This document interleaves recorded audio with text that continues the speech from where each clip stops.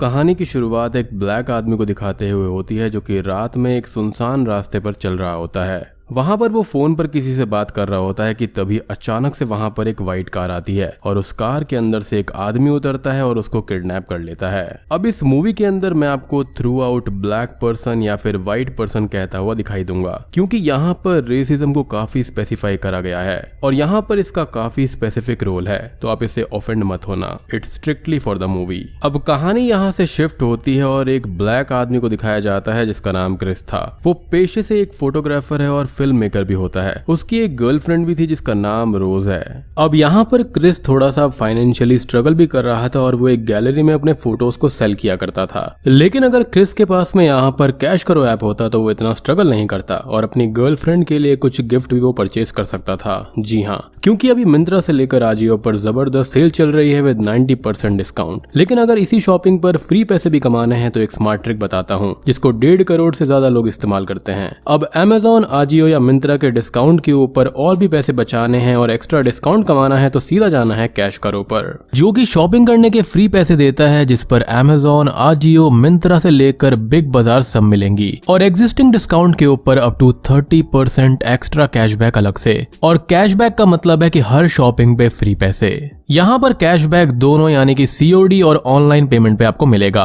और सबसे मजेदार बात यह है कि कैशबैक का पैसा सीधा बैंक में जमा कर सकते हो या फिर वहां से निकलवा सकते हो। और टेंशन की बात तो कोई है ही नहीं क्योंकि ये ऐप रतन टाटा के द्वारा फंडेड है। अब ये ऐप यूज करना काफी ज्यादा सिंपल है, खाली 2 स्टेप्स हैं। और इस वीडियो को आप एंड तक जरूर देखना क्योंकि आज मैं इस चैनल पर एक गिव अवे करने वाला हूँ जिसके अंदर आप 500 रुपीज के कई सारे वाउचर्स जीत सकते हो। तो सबसे पहले स्टेप में डिस्क्रिप्शन में दिए हुए लिंक से आप ऐप को डाउनलोड करो और 25 रुपीज का बोनस आपको तुरंत मिल जाएगा। या फिर अलग से प्ले स्टोर या फिर ऐप स्टोर से डाउनलोड करोगे तो आप मेरा कोड GHOST25 यूज कर लेना, तो भी आपको 25 रुपीज का बोनस मिल जाएगा।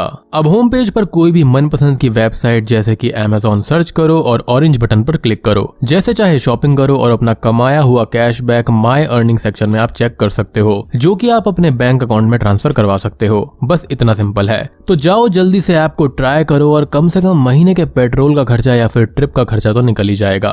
अब इस हफ्ते क्रिस अपनी गर्लफ्रेंड की फैमिली मेंबर से मिलने वाला था। अब दोस्तों यहाँ पर क्रिस काफी परेशान हो जाता है क्योंकि उसकी गर्लफ्रेंड की फैमिली को ये बात पता नहीं थी कि वो एक ब्लैक लड़का है। लेकिन तभी उसकी गर्लफ्रेंड उससे फिर से बताती है कि तुम्हें टेंशन लेने की कोई भी जरूरत नहीं है और हमारी फैमिली यहाँ पर ब्लैक एंड व्हाइट पर भेदभाव नहीं करती। फिर हम ये देखते हैं कि वो दोनों ही रोज की फैमिली से मिलने के लिए कार में निकल जाते हैं, मगर तभी एक हिरन उनकी कार के सामने आ जाता है जिसका एक्सीडेंट हो जाता है और तभी वो लोग जल्दी से पुलिस ऑफिसर को कॉल करते हैं। लेकिन यहाँ पर एक बात काफी अजीब होती है। जब एक्सीडेंट हुआ तो उस वक्त यहाँ पर कार रोज चला रही होती है, लेकिन पुलिस वाला बार बार क्रिस से ड्राइविंग लाइसेंस मांग रहा था। अब यहाँ पर रोज को काफी गुस्सा आ जाता है क्योंकि उसको ये लग रहा था कि क्रिस ब्लैक है और इसलिए पुलिस वाला इतना इन्वेस्टिगेशन यहाँ पर कर रहा है। खैर ये मामला खत्म होने के बाद में वो लोग पहुंच जाते हैं रोज के फैमिली हाउस में। अब रोज के फादर का नाम यहाँ पर डीन होता है जो कि एक न्यूरो सर्जन थे और उसकी मदर का नाम मिसी था जो कि एक हिप्नोथेरेपिस्ट है। अब रोज के माता पिता यहाँ पर क्रिस को काफी अच्छे से वेलकम करते हैं।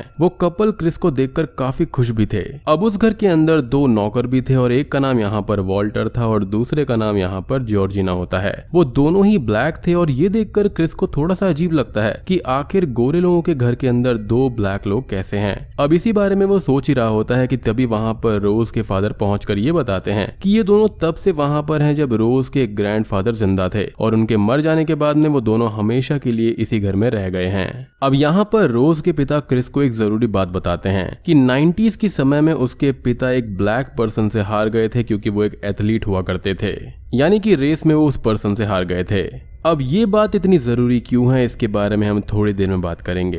खैर उसके बाद में सभी लोग बाहर बैठकर बात कर रहे थे और क्रिस अपनी फैमिली के बारे में बताने लगता है। तभी उन्हें ये पता चलता है कि क्रिस स्मोक करता है लेकिन अब वो धीरे धीरे स्मोकिंग को कम कर रहा है। डीन वहाँ पर ये कहता है कि वो भी पहले बहुत स्मोक करता था लेकिन बाद में मिसी की थेरेपी से वो बहुत ही ज्यादा अच्छा हो गया और उसने स्मोकिंग पूरी तरह से छोड़ दी और इसलिए अगर वो चाहे तो वो भी मिसी की थेरेपी ले सकता है। यहाँ पर हम लोग जान पाते हैं कि कुछ ही दिन में इनके घर पर एक गैदरिंग होने वाली है, यानी कि एक पार्टी होने वाली है। अब रात को डिनर के समय क्रिस क्रिस यहाँ पर जेरेमी से मिलता है जो कि रोज का छोटा भाई था, और जेरेमी यहाँ पर काफी रेसिस्ट कमेंट भी करता है। खैर पूरी फैमिली क्रिस को लेकर काफी खुश हो रही थी। अब ये सब क्रिस भी नोटिस करता है, लेकिन वो रोज की वजह से ये सब इग्नोर करने लगता है। उसके बाद में क्रिस और रोज एक साथ सो रहे होते हैं, लेकिन क्रिस को नींद नहीं आती और इसलिए वो घर के बाहर नाइट वॉक पर निकल जाता है। लेकिन उसी वक्त वॉल्टर उसकी तरफ दौड़ते हुए आने लगता है और क्रिस के एकदम पास से होकर गुजर जाता है, जिससे कि क्रिस डर जाता है और समझ नहीं पाता कि असल में उसने ऐसा क्यों किया।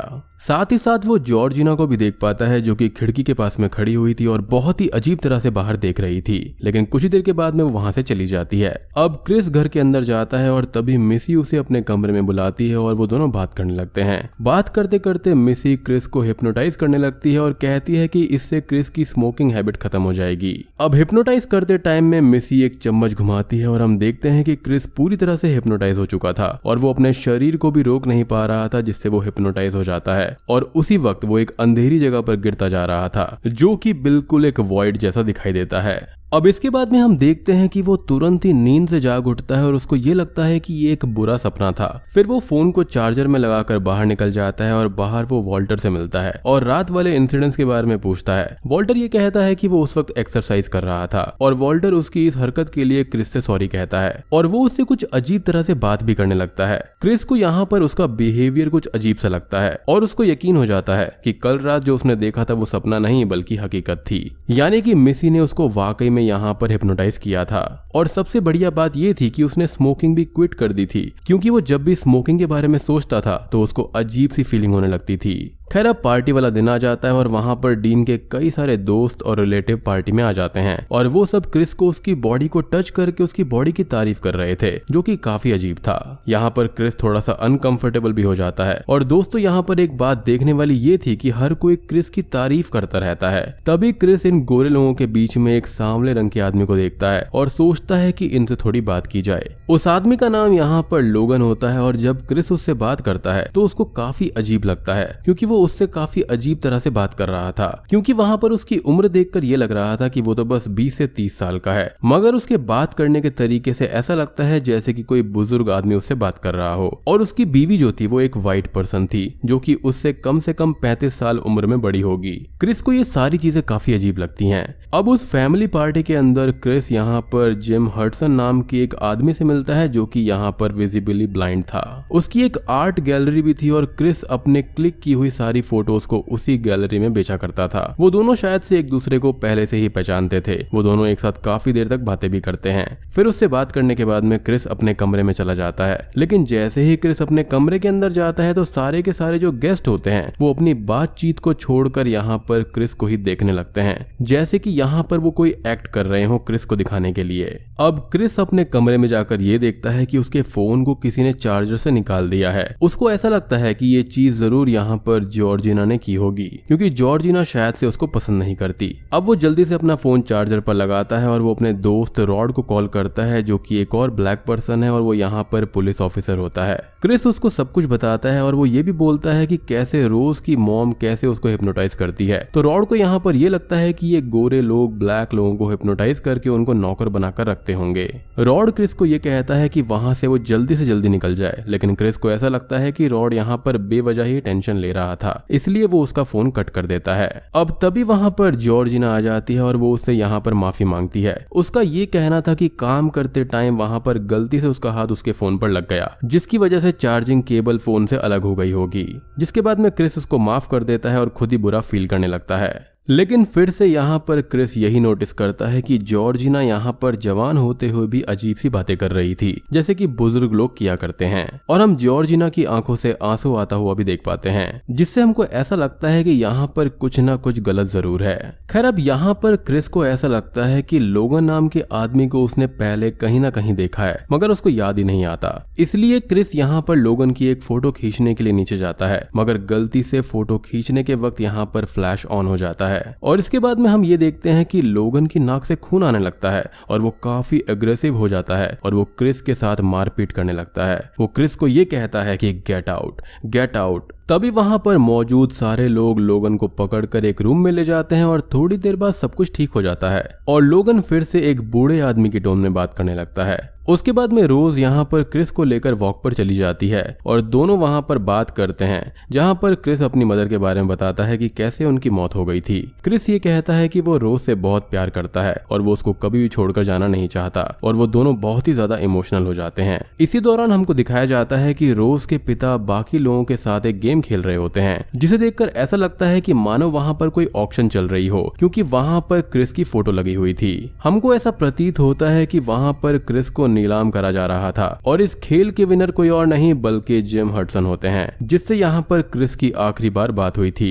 अब उसी रात क्रिस लोगन की फोटो रॉड को भेजता है और रॉड उसे तुरंत ही पहचान जाता है और ये कहता है कि लोगन का असली नाम एंड्रयू है, जो कि कई दिनों से मिसिंग था। रॉड क्रिस को जल्दी से वहां से निकलने के लिए बोलता है और तभी उसके फोन की बैटरी खत्म हो जाती है। अब तभी क्रिस वहां से जाने के लिए प्लान करता है और रोज को जल्दी से अपना सामान पैक करने को कहता है। और दोस्तों एक और खास बात कि लोगन यानी कि एंड्रू यहाँ पर वही इंसान है जिसको मूवी की शुरुआत में दिखाया गया था, जिसको किडनैप कर लिया गया था। खैर अब जब रोज अपनी पैकिंग करने के लिए जाती है तब क्रिस को वहाँ पर रोज की कुछ अलग अलग तस्वीरें मिलती हैं, जिसमें वो कई सारे ब्लैक लोगों के साथ में थी, जहाँ पर वॉल्टर और जॉर्जिना भी थे। जी हाँ, ये सब देखकर क्रिस पूरी तरह से शॉक में चला जाता है और वो फौरन वहाँ से भागने की कोशिश करता है, लेकिन नीचे रोज की पूरी फैमिली क्रिस का रास्ता रोक लेती है। अब क्रिस यहाँ पर रोज को चिल्ला चिल्ला कर कार की चाबी देने के लिए बोलता है, लेकिन रोज घबराते हुए ये कहती है कि उसे चाबी मिल ही नहीं रही है। लेकिन उसके कुछ ही देर के बाद में रोज ही उस चाबी को दिखाकर ये कहती है कि वो उस चाबी को नहीं देगी। उसके एक्सप्रेशंस बिल्कुल बदल जाते हैं और दोस्तों यहाँ पर ये सब क्रिस देखकर समझ जाता है कि रोज ने उसको फंसाया है और वो वहां से भागने की कोशिश भी करता है, लेकिन मिसी तुरंत ही उसको हिप्नोटाइज कर देती है अपनी चम्मच और उस कप से। तभी वो वहां पर तुरंत ही फ्लोर पर गिर जाता है। अब उधर रॉड क्रिस को फोन कर रहा था, लेकिन क्रिस फोन ही नहीं उठाता, इसलिए वो अपने सीनियर ऑफिसर्स को ये बताता है कि शायद से गोरे लोगों ने उसको काबू में कर लिया है और हमको वहां पर जाना चाहिए, लेकिन कोई भी उसकी बात को सीरियसली नहीं लेता। खैर अब जब क्रिस की आंखें खुलती हैं तो वो अपने आप को एक कमरे के अंदर एक सोफे के ऊपर बंधा हुआ पाता है और उसके सामने एक टीवी रखा हुआ था जो कि अचानक से ही ऑन हो जाता है और हम देखते हैं रोज के ग्रैंडफादर को, जिन्होंने एक मेथड का इन्वेंशन किया था। यानी कि यहाँ पर ये जो फैमिली थी वो एक कल्ट का हिस्सा थी और इस कल्ट का नाम होता है द ऑर्डर ऑफ द कोआगुला। अब ये इन्वेंशन ऐसा था जिसके जरिए एक इंसान की बॉडी के अंदर किसी और इंसान को जीवित रखा जा सकता है। और दोस्तों अब यहाँ पर खुलते हैं असली पत्ते। यहाँ पर इस फैमिली की सबसे बड़ी मिस्ट्री सामने आती है और यहाँ पर रोज और उनके फैमिली मेंबर्स ऐसे लोगों को पकड़ा करते थे जो कि काफी जवान और फिजिकली स्ट्रांग हो, जो कि स्पेसिफिकली यहाँ पर ब्लैक पर्सन है। लेकिन ऐसा क्यों है? तो आपको जरूर मेरी शुरुआत वाली बताई हुई एक बात याद होगी, जहाँ पर रोज के पिता ने क्रिस को एक इन्फॉर्मेशन दी थी कि उसके जो पिता थे वो यहाँ पर रेस के अंदर एक ब्लैक पर्सन से हार गए थे। तो यहाँ पर उनको ये लगता था कि जो ब्लैक पर्सन के जेनेटिक्स होते हैं वो काफी ज्यादा स्ट्रांग होते हैं और काफी ज्यादा अच्छे होते हैं और यही रीजन है कि ये फैमिली सिर्फ ब्लैक पर्सन को ही चुनती है इस काम के लिए। और इसके बाद में यहाँ पर उन विक्टिम्स को बेचा जाता था उन लोगों को जिनकी खुद की उम्र अब खत्म होने को आई है, मतलब कि वो काफी बूढ़े हो चुके हैं या फिर जल्दी मरने वाले हैं। अब यहाँ पर ये तरीका कुछ और नहीं बल्कि एक सर्जरी है। अब इस सर्जरी को करने के 2 स्टेप्स हैं। सबसे पहले बूढ़े व्यक्ति या फिर जिसकी उम्र अब खत्म होने वाली है उसके ब्रेन के एक पर्टिकुलर हिस्से को निकालकर ब्लैक पर्सन यानी कि विक्टिम के ब्रेन के सेम हिस्से से रिप्लेस कर दिया जाता है, जिससे होता ये है कि उस बूढ़े व्यक्ति की मेमोरीज वगैरह एक जवान शरीर के अंदर सेव हो जाती हैं, just like a memory card. और जो विक्टिम होता है उसका खुद के शरीर पर कोई भी काबू नहीं रहता। अब आपको यहाँ पर याद होगा कि मिसी ने क्रिस को एक संकन प्लेस में भेज दिया था जहाँ पर वो एक वॉइड की गहराइयों में जाता जा रहा था। तो होता यह है कि विक्टिम खुद के ही शरीर में उस जगह पर कैद होकर रह जाता है। He can see and listen everything, लेकिन मेन होस्ट वही बूढ़ा व्यक्ति होता है जिसने अपनी उम्र बढ़ाने के लिए ये ट्रांसप्लांट काइंड ऑफ थिंग करी है। और यहाँ पर रोज की फैमिली के काफी सारे लोगों ने ऐसा किया हुआ है और उन लोगों में वॉल्टर और जॉर्जिना भी हैं। जी हाँ, यानी कि यहाँ पर वॉल्टर और जॉर्जिना भी खुद एक विक्टिम थे और उनके अंदर जो होस्ट होते हैं वो कोई और नहीं बल्कि रोज के ग्रैंडफादर एंड ग्रैंडमदर हैं। और इसलिए दोस्तों वो काफी अजीब तरह से बर्ताव कर रहे थे। वो दोनों दिखने में काफी जवान लग रहे थे लेकिन उनका बर्ताव किसी बूढ़े आदमी जैसा ही था। अब क्रिस यहाँ पर रोज के ग्रैंडफादर की ये वीडियो देखकर सब कुछ समझ जाता है, लेकिन तभी वहाँ पर टीवी पर अचानक से ही जिम हडसन आता है जिसने उसकी बॉडी को खरीदा था। वो क्रिस को बताता है कि वो सिर्फ उसकी आंखें चाहता है ताकि वो भी इस दुनिया को देख पाए और वो अपनी हॉबी को जी सके, क्योंकि यहाँ पर जिम हडसन भी पेशे में एक फोटोग्राफर था, लेकिन कुछ टाइम फोटोग्राफी करने के बाद उसकी आंखें खराब हो गई थी। सो वो क्रिस की बॉडी को बिल्कुल एक फोटोग्राफर की तरह चाहता था और क्रिस भी यहाँ पर फोटोग्राफर और फिल्म मेकर था, तो उसके लिए वो एकदम परफेक्ट बॉडी थी। अब क्रिस अपने हाथों को खोलने की कोशिश करता है, लेकिन फिर अचानक से स्क्रीन पर मिसी का वही कप और चम्मच आ जाती है और उस चम्मच की आवाज को सुनकर यहाँ पर क्रिस हिप्नोटाइज हो जाता है। अब यहाँ पर हम ये देखते हैं कि डीन ऑलरेडी जिम हडसन की सर्जरी कर रहा होता है, यानी कि उसके ब्रेन के उस हिस्से को निकाल रहा होता है, और तभी जेरेमी वहाँ पर क्रिस को लेने के लिए आता है। लेकिन जैसे ही वो क्रिस के हाथ को खोलता है तभी क्रिस होश में आ जाता है और वहाँ पर पड़ी हुई भारी चीज से जेरेमी के सर में वार कर देता है, जिससे कि जेरेमी का सर फट जाता है और जेरेमी वहीं पर बेहोश हो जाता है। अब जेरेमी को यहाँ पर यह लग रहा था कि क्रिस हिप्नोटाइज हो चुका है, लेकिन क्रिस जिस सोफा पर बैठा हुआ था उस सोफे के ऊपर काफी सारी रुई निकल रही थी और इससे पहले वो हिप्नोटाइज हो जाता उसने उस रुई को निकाल कर अपने कान के अंदर भर लिया था ताकि उसको यहाँ पर ये आवाज ही ना आए। अब वहां से निकलकर क्रिस सबसे पहले जाता है डीन के सर्जरी रूम में और वहां पर वो उसको मार डालता है। अब दरवाजे के पास में मिसी आ जाती है और वो उसको फिर से हिप्नोटाइज करने की कोशिश करती है, लेकिन इससे पहले क्रिस उस कप को ही तोड़ देता है और क्रिस एक चाकू लेकर मिसी की आंख पर मारता है, जिससे वो भी मारी जाती है। अब इसके बाद में जेरेमी को होश आ जाता है, वो क्रिस पर हमला करता है, लेकिन यहाँ पर क्रिस उसको भी बुरी तरह से मार देता है। अब तभी हम यहाँ पर ये नोटिस करते हैं कि रोज यहाँ पर इन सब चीजों से अनजान थी। उसने ईयरफोन्स लगाए हुए थे और वो यहाँ पर सर्च कर रही थी बहुत सारे ब्लैक पर्सन्स के बारे में ताकि वो फिर से अपना नया शिकार ढूंढ सके। खैर अब क्रिस यहाँ पर एक कार लेकर निकल रहा होता है, तभी उसके सामने अचानक से जॉर्जिना आ जाती है और कार के साथ उसका एक्सीडेंट हो जाता है। तभी हम देखते हैं रोज पीछे से आ जाती है और शूट करने लगती है और फिर क्रिस यहाँ से जॉर्जिना को लेकर भाग जाता है और जब जॉर्जिना होश में आती है तो वो क्रिस पर हमला करना शुरू कर देती है और वो ये बोलती है कि उसने उसकी फैमिली को मारा है, यानी कि उसके अंदर रोज की ग्रैंड मदर ये बात बोल रही थी, जिसके चलते ये कार एक पेड़ से जाकर टकरा जाती है और उस एक्सीडेंट में जॉर्जिना मारी जाती है, लेकिन क्रिस बच जाता है। अब वो कार से बाहर निकलता है, लेकिन तभी वो ये देखता है कि पीछे से वॉल्टर दौड़कर आ रहा होता है और वो उसको पकड़ लेता है। अब इससे पहले कि वॉल्टर क्रिस को मारे वो फ्लैश ऑन कर देता है, जिससे वॉल्टर होश में आ जाता है। अब आपको याद हुआ कि यहाँ पर ये संकन प्लेस में उनका माइंड चला जाता है, यानी कि जो रियल पर्सन होता है। तो ये फ्लैश से होता ये है कि उसको एक उम्मीद की किरण मिलती है और वो अपनी बॉडी पर फिर से थोड़ी देर के लिए कॉन्शियसनेस पा पाते हैं, जैसे कि यहाँ पर एंड्रू यानी कि लोगन के साथ में हुआ था। और फिर बस यहाँ पर ये होता है कि वॉल्टर रोज से गन लेकर पहले तो रोज को ही शूट करता है और फिर खुद को शूट करके मार देता है। अब यहाँ पर रोज अभी तक जिंदा थी और वो फिर से क्रिस को बेवकूफ बनाने की कोशिश करती है, यानी कि उसको इमोशनल करने की कोशिश करती है, लेकिन यहाँ पर क्रिस इमोशनल नहीं होता और वो उसका गला घोटकर उसको मारने की कोशिश करता है, लेकिन इवेंचुअली वो रुक जाता है क्योंकि वो काफी अच्छा इंसान था। और उसके तुरंत बाद ही वहां पर पुलिस पहुंच जाती है, यानी कि उसका दोस्त रॉड आ जाता है, जिसके बाद में वो यहाँ से दोनों निकल जाते हैं और शायद से रोज की मौत हो जाती है और बूम, इसी के साथ में ये मूवी यहाँ पर खत्म हो जाती है। लेकिन दोस्तों इसकी एक ऑल्टरनेट एंडिंग भी यहाँ पर है, जिसके अंदर हम ये देख पाते हैं कि क्रिस रोज का गला घोटकर उसको मार देता है और तभी वहां पर पुलिस आ जाती है और उनको ऐसा लगता है कि क्रिस ने ही इन सबको मारा है, जिसके बाद में उसको जेल में बंद कर दिया जाता है। एंड में हम रॉड की और क्रिस की कॉन्वर्सेशन को सुन पाते हैं, जहां पर क्रिस ये बोलता है कि वहां पर कैद होने से अच्छा है कि वो यहाँ पर प्रिजन में हमेशा कैद रहे और उसने उन सबको मार दिया जो कि ये गलत काम कर रहे थे। तो दोस्तों ये थी गेट आउट मूवी की कहानी। उम्मीद करता हूँ कि आपको ये पसंद आई होगी। अब हम बात करते हैं कुछ चीजों के बारे में जो कि मैंने इस फिल्म के अंदर नोटिस करी हैं, लाइक जो जॉर्डन पील हमको बताना चाहते हैं। अब आपको शुरुआत में याद होगा कि पुलिस वाला बार बार क्रिस का ड्राइविंग लाइसेंस मांग रहा था, तो यहाँ पर वो पुलिस वाला अच्छा था, वो वहां पर उसको बचाने की कोशिश कर रहा था, क्योंकि यहाँ पर मुझे ऐसा लगता है कि वहां पर काफी सारे ब्लैक लोग गायब हो रहे थे, तो वो जस्ट इन केस उसका ड्राइविंग लाइसेंस रखना चाह रहा होगा ताकि अगर कल को कुछ भी दिक्कत होती है तो वो उसको ट्रेस कर पाए। और यहाँ पर रोज जानबूझकर गुस्से में आकर ब्लैक होने वाली चीज को मुद्दा बनाती है ताकि पुलिस वाला लाइसेंस उससे ना ले, यानी कि यहाँ पर उसकी फिक्र करना और रेसिज्म वाली बात का मुद्दा उठाना बहुत ही ज्यादा बेकार था, यानी कि वो उसको एक हथियार की तरह इस्तेमाल कर रही थी। अब आपको यहाँ पर कुछ बातें याद होंगी कि यहाँ पर वो सभी लोग ये पूछ रहे थे कि क्रिस कितना स्ट्रांग है और उसको स्मोकिंग नहीं करनी चाहिए। ऐसा इसलिए था क्योंकि उनको एक हेल्दी शरीर चाहिए था, एक और छोटी सी डिटेल, जब यहाँ पर ऑक्शन हो रहा था क्रिस को लेकर, तो रोज उसको वॉक पर कंफर्ट करने के लिए ले जाती है, लेकिन उसको वो कंफर्ट करने के लिए नहीं ले जा रही थी, बल्कि वो इसलिए ले जा रही थी ताकि वो ऑक्शन को ना देख पाए। और यहाँ पर एंड्रू यानी कि लोगन की नाक से ब्लीडिंग हुई थी जब वहां पर उसके चेहरे पर फ्लैश पड़ा था।